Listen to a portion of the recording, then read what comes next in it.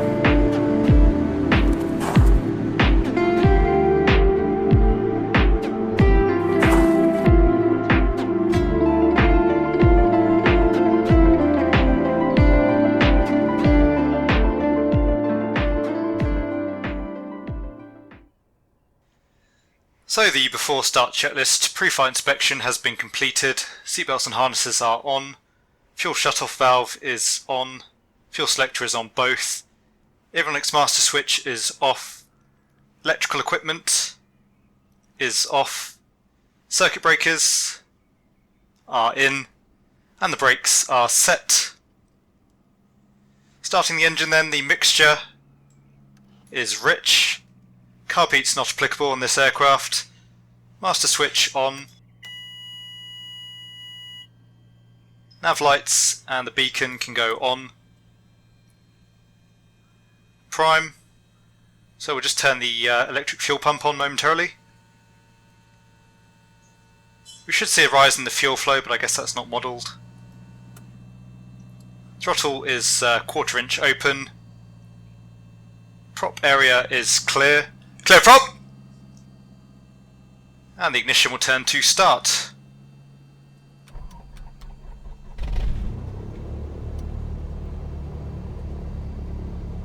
So we have a good start. Oil pressure is rising, just coming up into the green now. Turn the avionics on. The radio is set. Transponder. Turn to standby. Wing flaps are up. And check visually. Mixture will keep full rich, and we are ready for the taxi.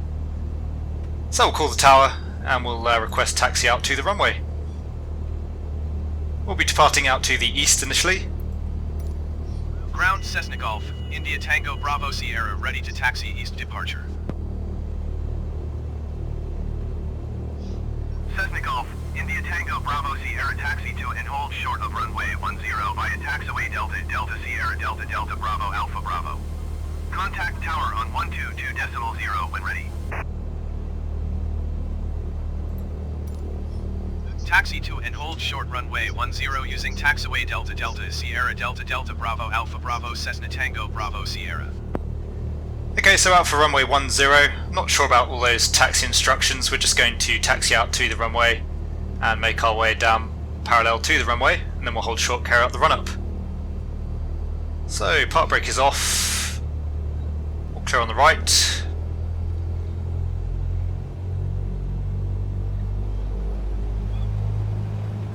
Come in behind this truck, just to avoid him. You can see there's not much wind around today, however the windsock is slightly favouring runway 10.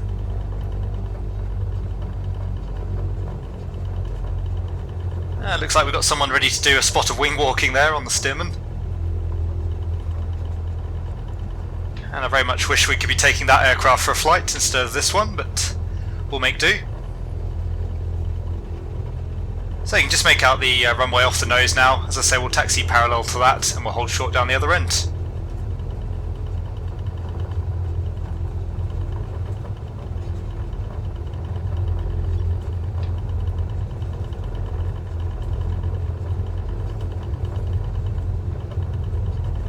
I have to say I'm not usually a scenery guy. I've never really purchased much in the way of scenery in the past, but it is rather nice having a high fidelity airport. Certainly adds to the immersion a little bit.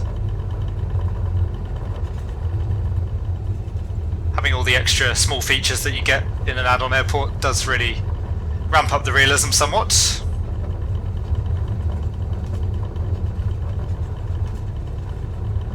And once again, we're taxiing pretty fast for what we'd be doing in real life, but just to keep the taxi time down on the video.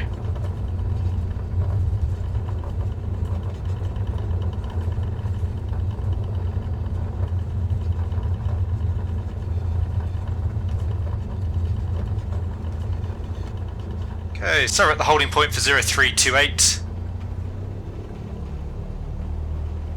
Not quite sure that sign's correct though, because 0328 is down the other end. And again, there's not much wind today, but we'll get the aircraft roughly pointed into wind. Park brake on. So the before takeoff checklist: doors are closed and locked, brakes on, flight controls.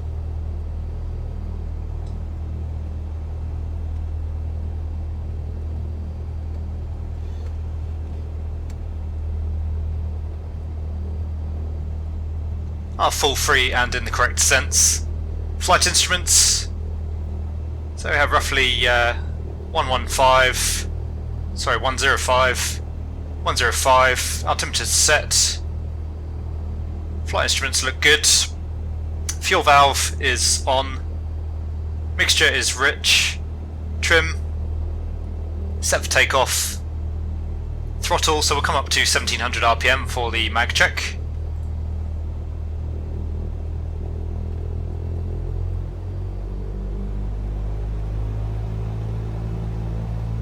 So 1700 RPM. We'll check each of the magnetos. There's roughly 100 RPM drop there. We're looking for a max of 125. And on the other side, we have broadly the same. So the max are checked, and they're on both. Car peak we don't have. Engine instruments are checked. T's and P's are in the green. Ammeter, that's showing a discharge, but that's the bug that we still currently have in the sim. And the suction is checked. So we'll come back to idle.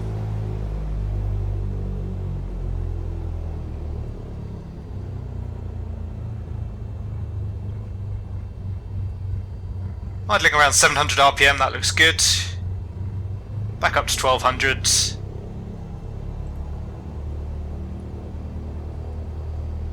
So the radios are set, transponder can go to out.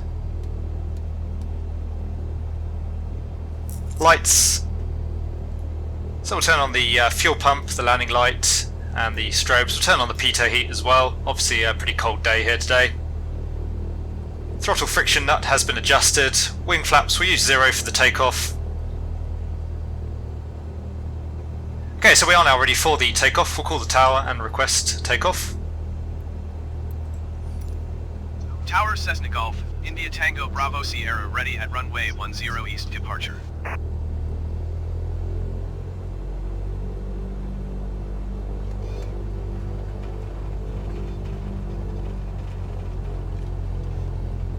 Cessna Golf, India Tango, Bravo Sierra cleared for takeoff runway 10 east departure approved. Okay, so it's clear on approach. It's good on upwind as well. We are clear for the takeoff. Cleared for takeoff runway 10 Cessna Tango Bravo Sierra. So let's go.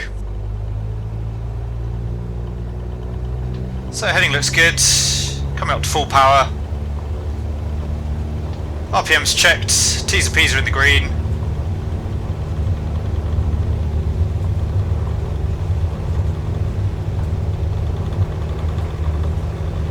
And just coming back on the stick slightly to ease the pressure on the nose wheel. And rotate. And we're up. Tapping the brakes. And we'll trim for the climb at 70 knots.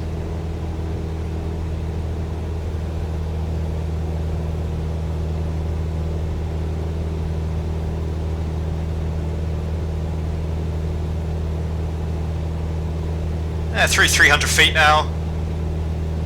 Flaps are up. Cessna Tango Bravo Sierra, continue for east departure. I will contact you next when you leave my airspace.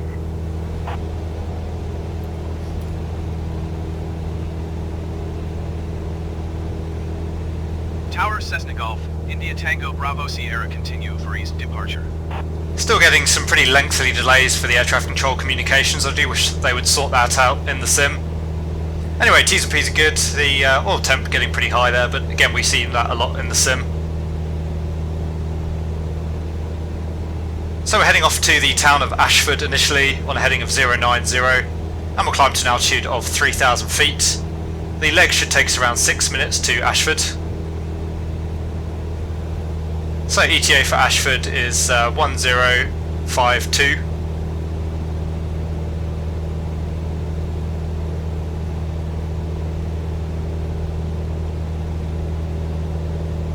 And it should be a really beautiful flight this morning with the conditions outside, the snow on the ground.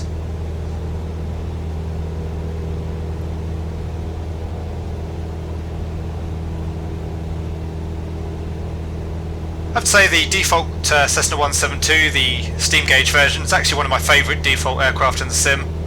It flies really nicely, it works very well. It does feel reminiscent of flying a Cessna 172. And overall it's just a really nice model. As I mentioned before, I don't really like the G1000, so I much prefer this model. It's a real shame that it doesn't come with the standard version of the sim.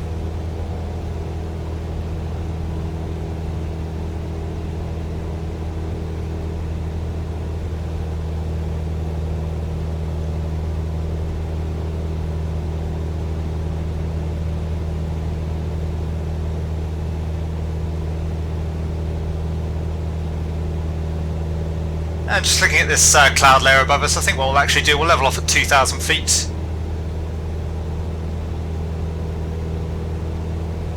So pitching the nose down, allowing the aircraft to accelerate, and trimming accordingly. 300 knots now, so we'll come back on the power.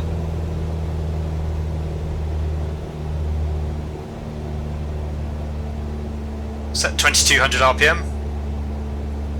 You can already see Ashford off the nose. Cessna Tango Bravo Sierra, you are leaving my airspace. Frequency change approved. Tower Cessna Golf, India Tango Bravo Sierra frequency change. Okay, so we can change frequencies if we want, but we'll leave Headcorn up on the radio. We'll be coming back here later on. We won't need to talk to anyone else in the meantime.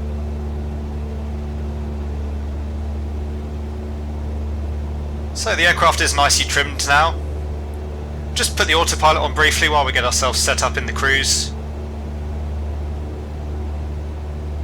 So we'll take the autopilot, there's heading and out.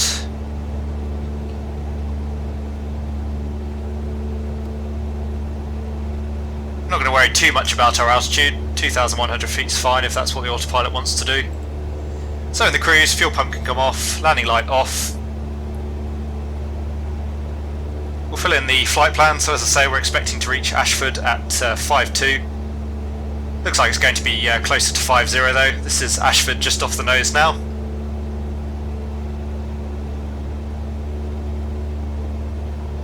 And what we'll do as well, we'll just turn a little bit more of the cockpit lighting on, just to help you guys see. Hopefully that brightens things up a little bit for you.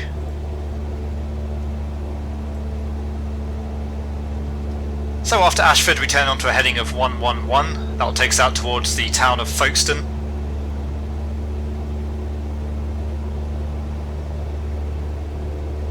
And the fuel looks good, we departed with roughly half fuel in tanks.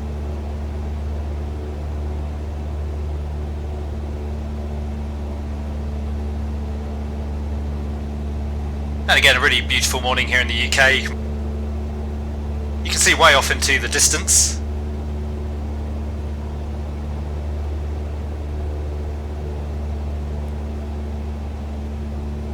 So our turning point's right over the centre of Ashford, so we'll wait until we get there before we turn on to our next heading.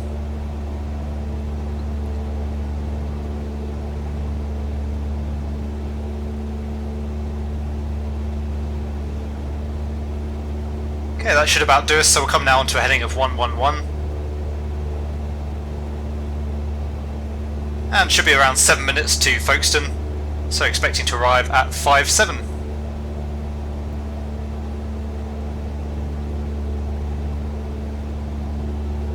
Actually almost following the motorway towards Folkstone. You can see that stretching out just at our 1 o'clock there.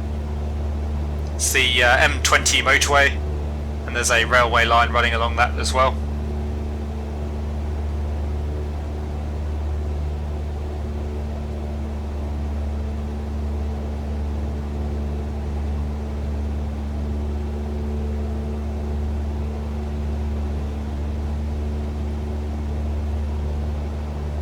It's almost 11 o'clock here now in the UK, but it's early December.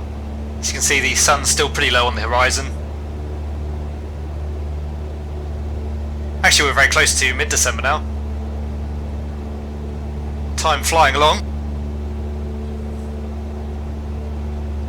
So you can see the southern Kent coastline running east to west along our track. Folkestone, of course, just on the coast.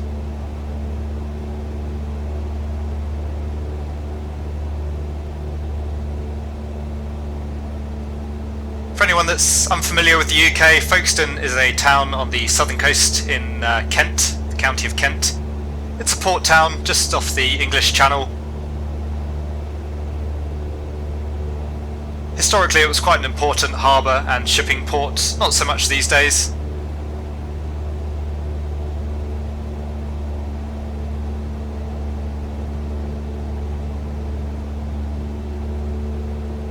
Anyway, as I say, I really do like the default Cessna 172, the steam gauge version. I think Asobo's done a very good job with it. Most of the GA aircraft in the sim are done to a reasonably high standard. Not too many problems with the systems. Pretty much everything operates as it should. We do still have the bug with the ammeter currently, but hopefully that will get fixed again at some point. And it's not a major issue in terms of operating the aircraft. The aircraft looks very nice, it sounds very nice. As I say, it does seem reminiscent of what I remember the Cessna 172 being like. And it flies very nicely as well. So far really enjoying my trip out of Burning Blue Designs Headcorn Airport. The airport's done very nicely, particularly for the price point. As I say, I'm not usually a scenery guy really, usually I'm pretty happy with the default airports. But it does add that extra layer of immersion to the sim, having some real world scenery to look at. Again, this video not a review specifically, we're just using Headcorn as our base of operations for today as we fly around the southern Kent area. Hopefully that should give you a good feeling for the scenery and whether or not it's of any interest to you.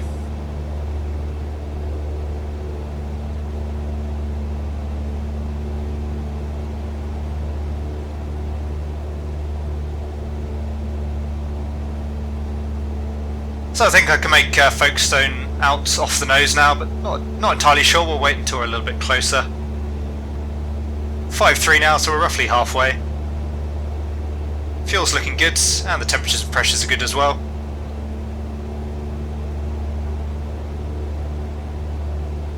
One thing that would be really nice to see in the sim sooner rather than later is an upgrade to the default GPS.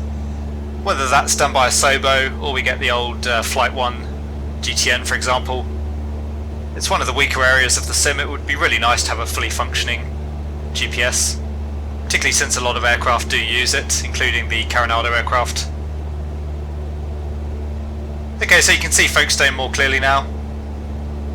And again we'll turn right overhead the town, this time onto a heading of 062. Just come slightly right on the heading here. Still flying an autopilot at the moment, just for my own pleasure really. No need to be hand flying in the cruise unless we want to. I do always try and fly the approach and the departure manually, just for the sake of keeping some hand flying skills up. And obviously it's more fun as well. But right now I'm quite content to sit back and just take in the scenery with you guys.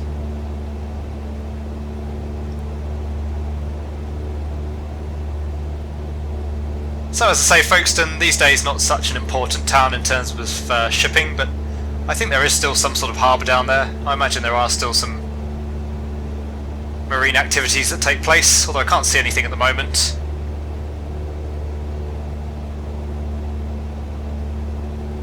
Looks like there's possibly some sort of harbour just off the nose.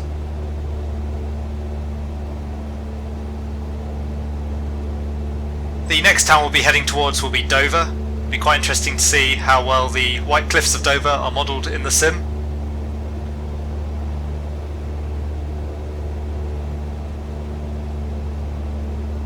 So it looks like the M20 motorway more or less terminates in Folkstone from what I can see on the map.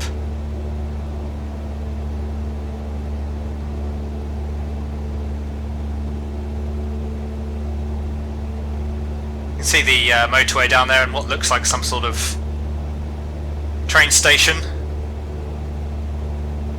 What leads into a tunnel through the hills by the looks of it. And indeed there's the harbour just passing off the nose now.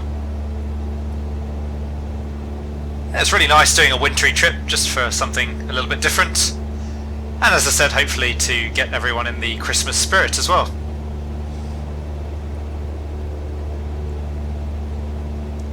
So we are overhead Folkestone now, the time 5:06, so we're about 1 minute early.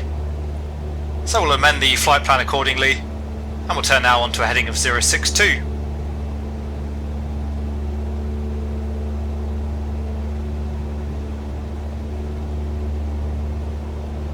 So the time now 5:07, so we're roughly on time actually, and it's 4 minutes to Dover, so expecting to arrive at Dover 11:01. The autopilot, I have to say, seems to work very nicely in the default Cessna. It seems to have captured at 2,100 feet, but to be fair, when I engaged it we were roughly at 2,100 feet. But otherwise everything seems to be functioning well and working as you would expect. Which is a lot more that could be said for most of the default jets in the sim currently, unfortunately. So you can already see the port of Dover off the nose. Dover, another coastal town obviously, it's on the southern coast of Kent once again, and it's still a major shipping port, both for international shipping as well as ferries running to and from Calais and France in general. I believe I'm right in saying that the English Channel is actually the busiest shipping lane in the world, so Dover obviously playing a key role there. The town was actually built initially to repel invasions from across the Channel.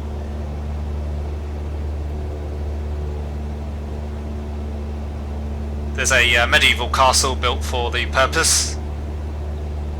Hopefully we'll see that on the way past, although I'm not sure if it's modelled or not. And interestingly, there's actually a series of secret underground wartime tunnels running through Dover. As I say, we may or may not see the White Cliffs, which are very symbolic of the area.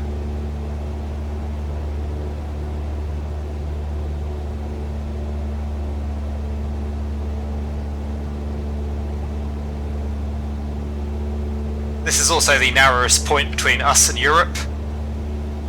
In fact, it's such a nice day, you can see the French coastline off to the south there. Only about 20 miles across the channel. May or may not be of interest to you, but I did actually recreate Louis Blériot's flight across the channel in a previous video in P3D, so you can go and check that out if you like. And I'll definitely be recreating the same trip again with the new Blériot aircraft that's come out for Microsoft Flight Simulator. So you can see the port of Dover just below us now. Oddly, there's no AI shipping in or around the channel or area. It's a bit of a shame, again, since it is a very busy shipping channel.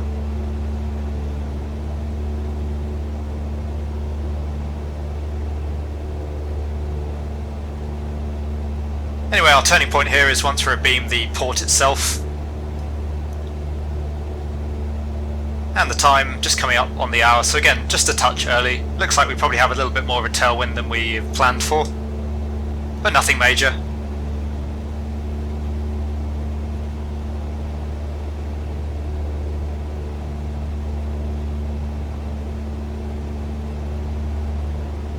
And our next heading will be 319, taking us up to the town of Canterbury.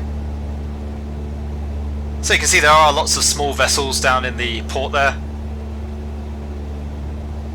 at least on the scenery, but no major vessels. Again, a little bit disappointing. Anyway, we'll turn now onto a heading of 319.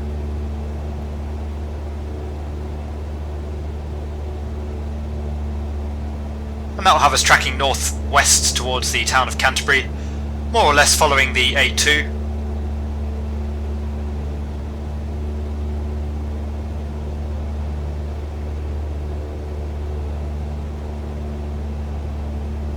So there's 319. And it should take us around 8 minutes to Canterbury.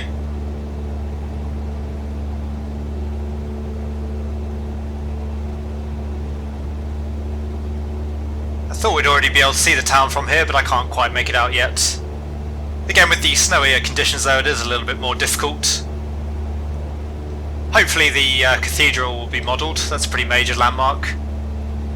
Can't see the castle, I have to say, at Dover. I think I can see where it is, but it's just generic auto-gen for the building itself by the looks of it.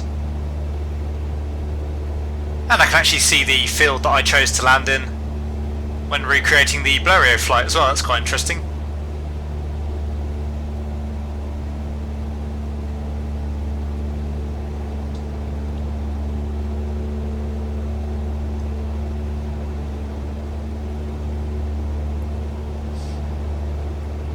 It will be nice if we hopefully at some point get a UK update for the sim. I believe I did read that one is actually coming. It'd definitely be nice to have some more major points of interest, as we did with Orbex True Earth in P3D and X-Plane.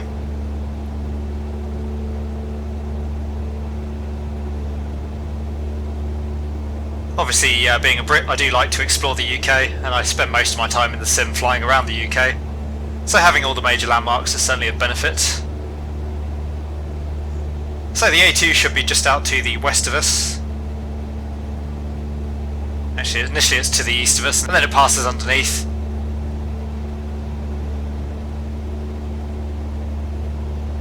There's also another major road passing just below us now, which I can see on the map, but I'm not quite sure which road that is. I can't see the designation on the map.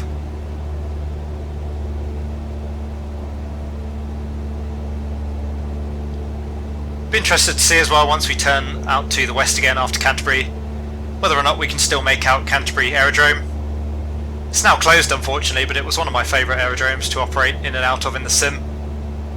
Not for any particular reason, I just really like the aerodrome itself, sort of nestled away in the trees. Anyway, off towards the east, or northeast, you can see the northeasterly most tip of the Kent coastline.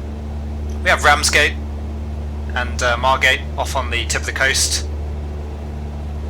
And Manston Aerodrome used to be over there as well. Unfortunately that's now closed down as well. Did fly out of Manston as a kid in a PA-28, I seem to recall. That was really good fun.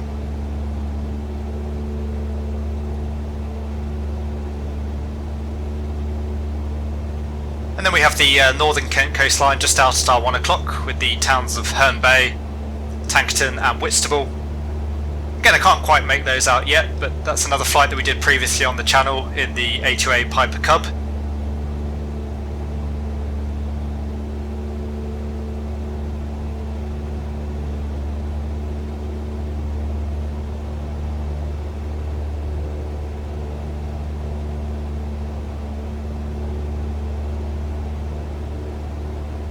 I forget the name of the island out to the north, but you can just make that out.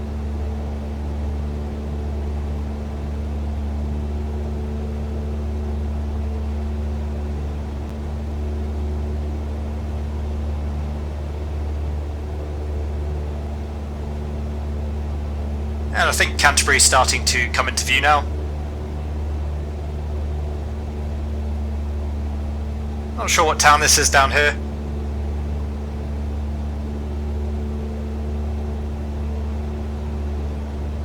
And you can see the A2 more or less leading straight into Canterbury.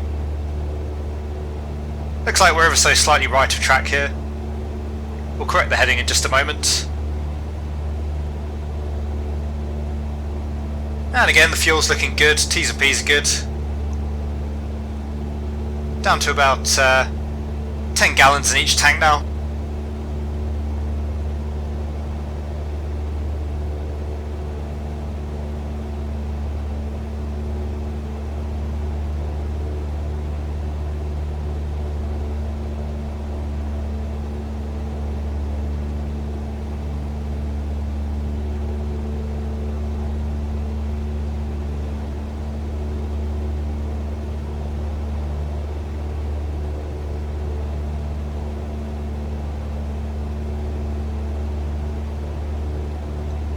So we have Canterbury just out at our 11 o'clock. And we'll make a turn towards Canterbury now. Actually quite suits us that we're out to the east. We'll continue to trek out just to the east of the city. That way hopefully we'll be able to see some of the features a little bit better. Not that I'm pretending for a second that I planned that, but again I think we have a slightly stronger wind coming from the southwest than we'd planned for. We did seem to have a slightly higher ground speed eastbound, and now we're slightly to the right of track as we head northwest. Again, it doesn't look like they've modelled the cathedral in the sim, unfortunately.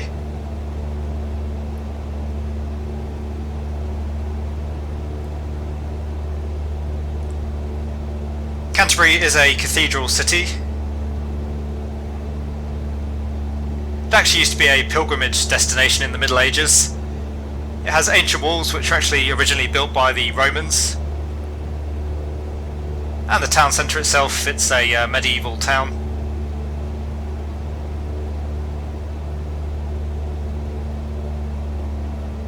Canterbury is actually the head of the, or the headquarters of the Church of England.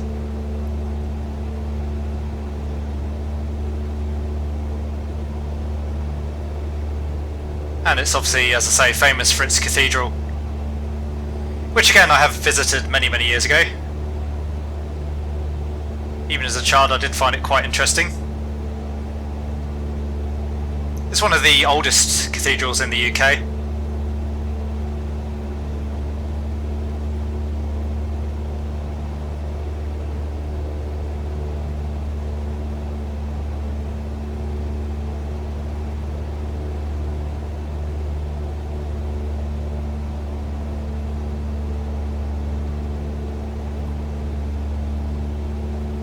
So the cathedral is down somewhere in the town centre, but again I don't think it's modelled.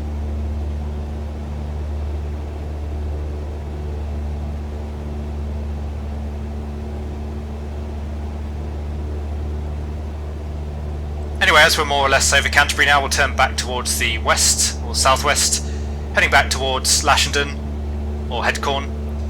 So 245 on the heading.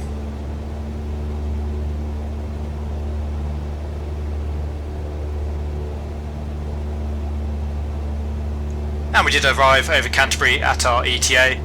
It's 12 minutes back to Lashenden. Sorry, I keep saying Lashenden, it's also known as Headcorn. 12 minutes back there anyway, so we're arriving at roughly 20. I'm gonna have to keep a good eye out. I think it'll be pretty difficult to spot in these conditions.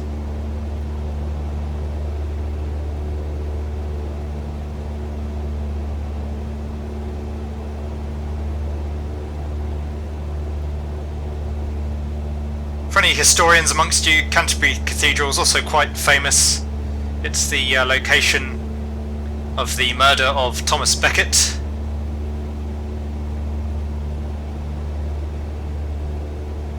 Now, I do seem to remember that you can actually see the bloodstain on the steps still where he was murdered, which is pretty amazing after all these years.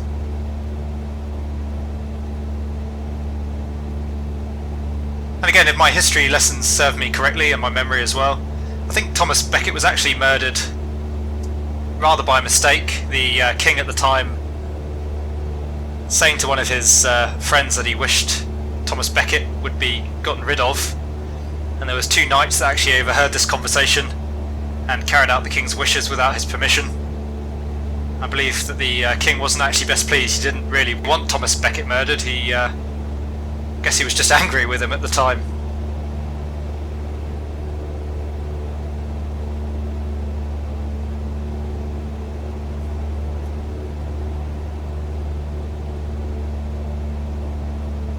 It does look like the aircraft is actually flying slightly left of the heading, although on the compass we're looking good.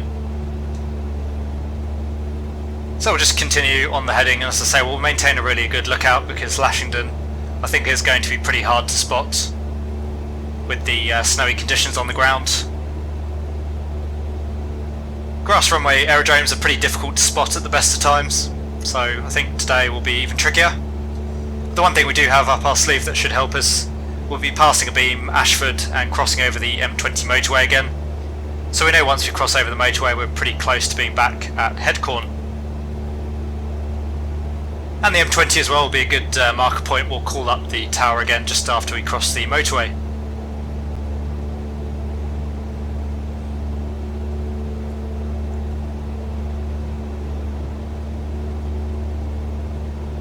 I have to say I'm really enjoying this flight. It does remind me that Microsoft Flight Simulator is a great platform for GA VFR flying. Certainly in my opinion it is the best sim for that style of flying.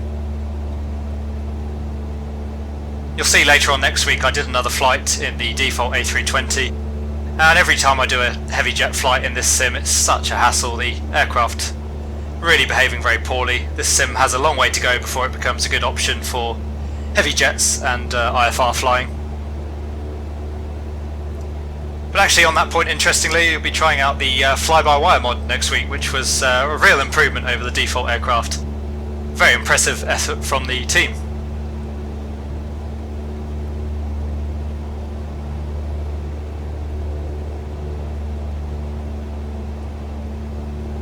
And I forgot to look to see if we could see Canterbury aerodrome or not.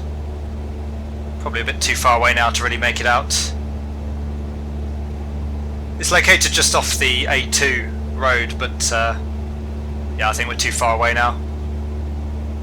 It's back somewhere in that tree line. In fact, I know it's near the windmill that we can see over there. Just off to the east of the windmill, I think. That's a shame anyway. As I say, it's now disused anyway, but just wondered if we'd be able to see it or not.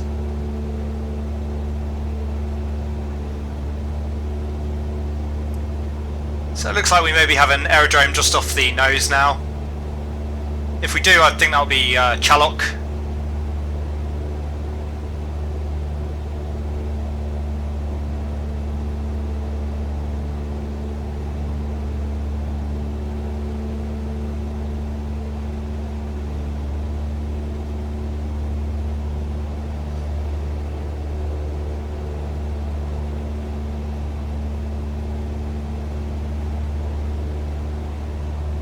Just make out the town of Sittingbourne.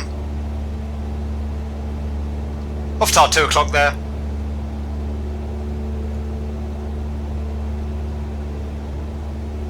I can't quite tell if this is an aerodrome or not yet.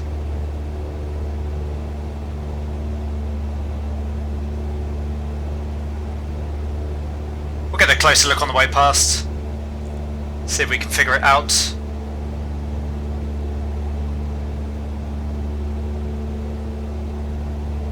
Actually looking a little bit hilly for an aerodrome.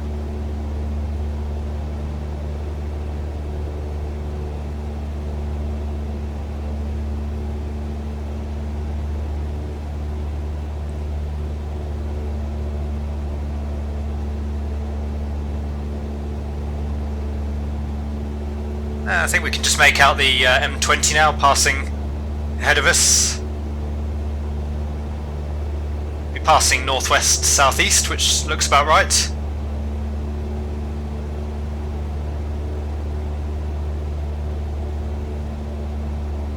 Which means we should see Ashford off on the left wing.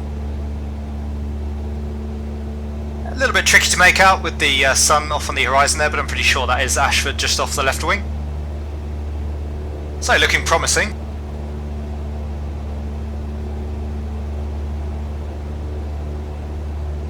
Again, I think we might be slightly to the right of track here. I was expecting to be a little bit closer to Ashford on the return leg. But at least that way we know that Headcorn will be out to our left.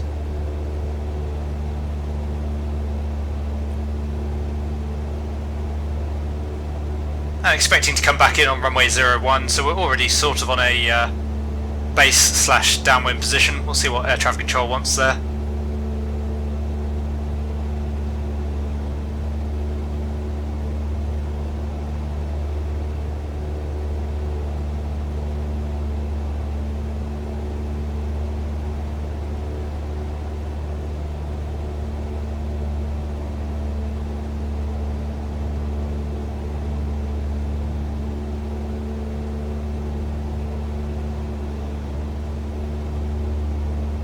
And actually Lashenden does have an NDB, so we'll cheat a little bit today, we'll use that.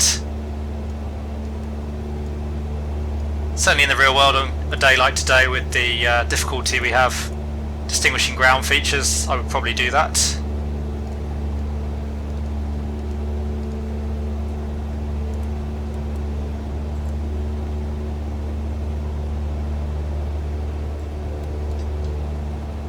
And we'll call the tower now as well. So, Headcorn Tower, and full stop landing. Tower Cessna Golf, India Tango Bravo Sierra is 6 miles northeast to land. Cessna Golf, India Tango Bravo Sierra Tower. Enter left traffic, runway 10. Altimeter 29.9er, to wind 271 at 7. Enter left traffic runway 10 Cessna Tango Bravo Sierra.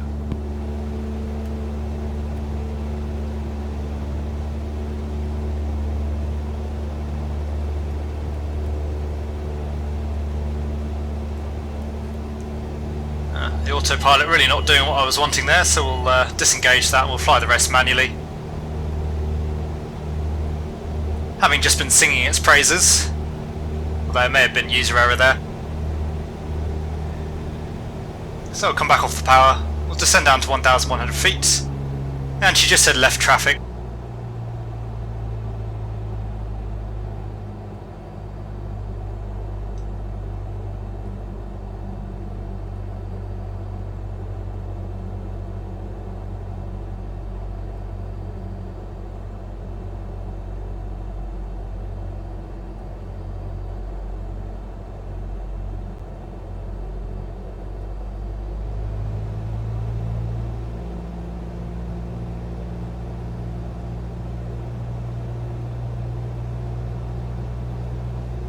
So coming back up on the power.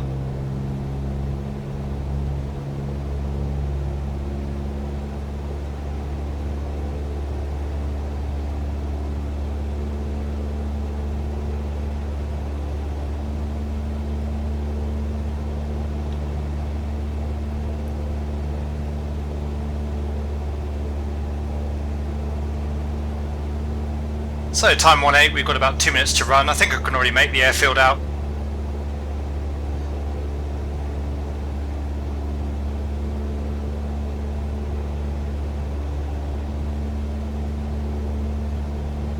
So we'll just swing out to the west.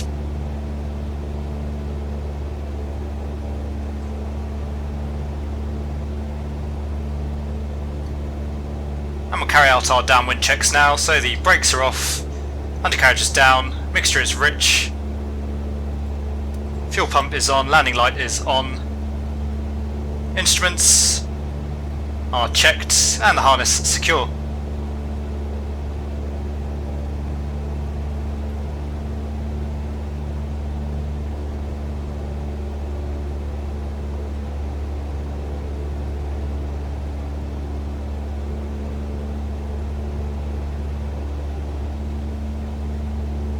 So we're on downwind now.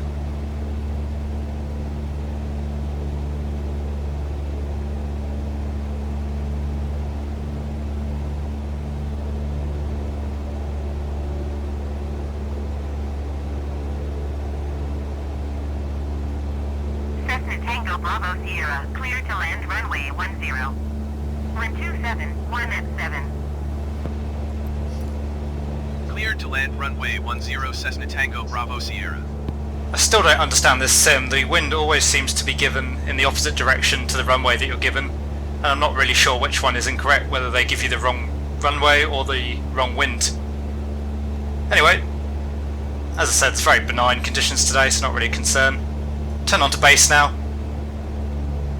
So coming back off the power.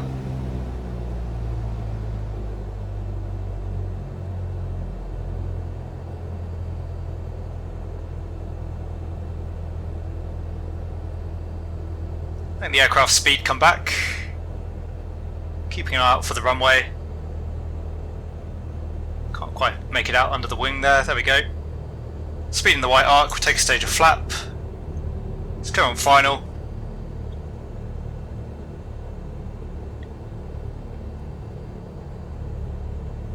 And again, a little bit tricky to make out the runway in these conditions, but I have it sighted.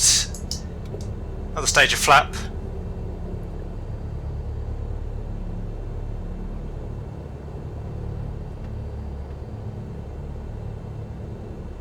And we'll take full flaps. So the pitch is full fine, undercarriage is down, flaps are set, landing clearance is received, and the runway is clear.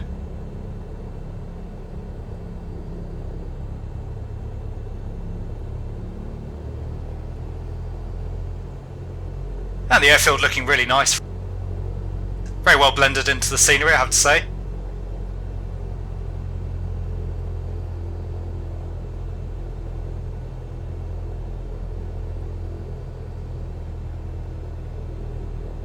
Can't quite make out where the threshold for the runway is. It looks like we have another aircraft waiting to line up. Okay, we can see the markers now. So coming back off the power. Holding the aircraft off.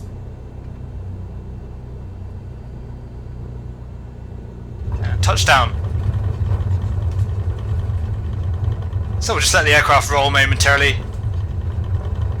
Just taking us back towards the apron, and we'll start braking now.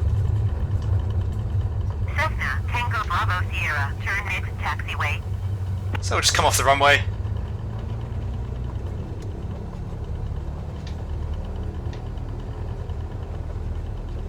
Cessna Tango Bravo Sierra, contact ground on 122.0. 122.0 Cessna Tango Bravo Sierra. So we're all clear on the wings. We're not going to contact ground for taxi, we'll just taxi straight back to the hangar. Make sure we don't clip the Spitfire, we definitely can't afford the repair bill there. So flaps up. Transponder can go off. Looks like our wing walking friend still hasn't got off the ground yet. Fuel pump off, landing light off. It's a bit brave being out here on a day like this just to do a bit of spectating.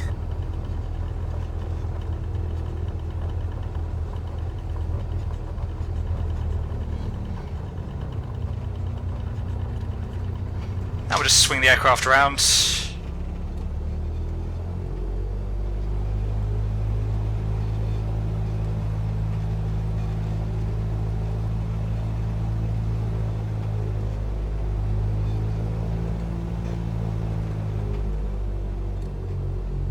So park brake is on. After landing checklist, transponder is off. Wing flaps are up. Carb heat not required, or at least not applicable on this aircraft. Lights, should have got the strobe lights there as well. Lights are off. Trim, set for takeoff. Securing checklist, so the brakes are on, transponder is off. Avionics off. Pitot heat can go off. We'll check the magnetos.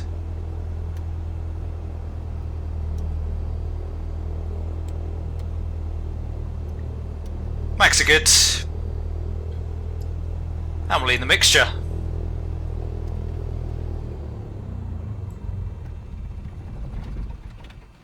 So there's cut off, throttle to idle, mags off, beacon can go off, and the master switch off.